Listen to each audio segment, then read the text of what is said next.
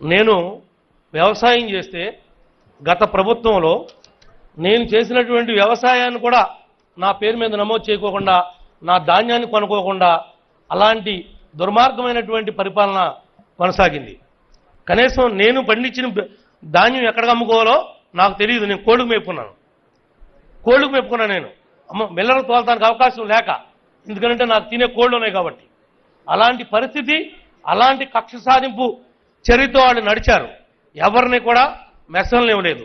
ఇందాక చెప్పారు శ్రీనివాస్ గారు, లారీ కోసం రైతు ఎత్తుక్కోవాలి, మిల్లర్ని బతిమాలుకోవాలి, దింపుకునేటప్పుడు ఇబ్బంది, దింపుకున్న తర్వాత నీది ఇరిగిపోతుందని చెప్పి ఎంత కడతామని చెప్పి బండి దింపుకోకుండా లారీ అక్కడే పెట్టి, ట్రాక్టర్ వెళ్తే ట్రాక్టర్ అక్కడే పెట్టి, రైస్ మిల్లరు ఇటు అధికారులు వేధింపులు ఇంత అంత కాదు.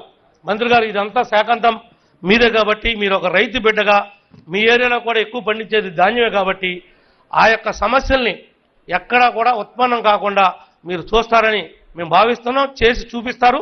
ఆ సత్వ మీకు ఉంది.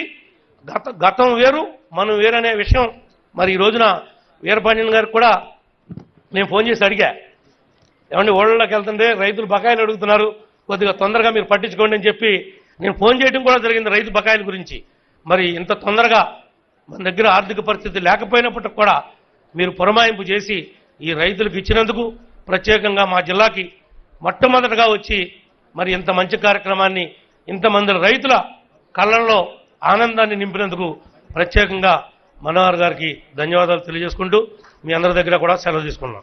నేను వ్యవసాయం చేస్తే గత ప్రభుత్వంలో నేను చేసినటువంటి వ్యవసాయాన్ని కూడా నా పేరు మీద నమోదు చేయకోకుండా నా ధాన్యాన్ని కొనుక్కోకుండా అలాంటి దుర్మార్గమైనటువంటి పరిపాలన కొనసాగింది.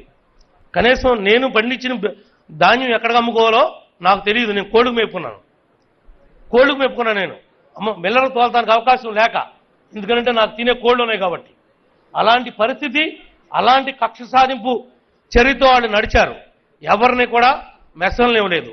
ఇందాక చెప్పారు శ్రీనివాస్ గారు, లారీ కోసం రైతు ఎత్తుక్కోవాలి, మిల్లర్ని బతిమాలుకోవాలి, దింపుకునేటప్పుడు ఇబ్బంది, దింపుకున్న తర్వాత నీది ఇరిగిపోతుందని చెప్పి ఎంత కడతామని చెప్పి బండి దింపుకోకుండా లారీ అక్కడే పెట్టి, ట్రాక్టర్ వెళ్తే ట్రాక్టర్ అక్కడే పెట్టి, రైస్ మిల్లరు ఇటు అధికారులు వేధింపులు ఇంత అంత కాదు.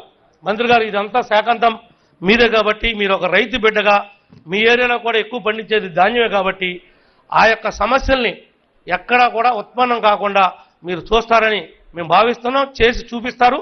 ఆ సత్వ మీకు ఉంది.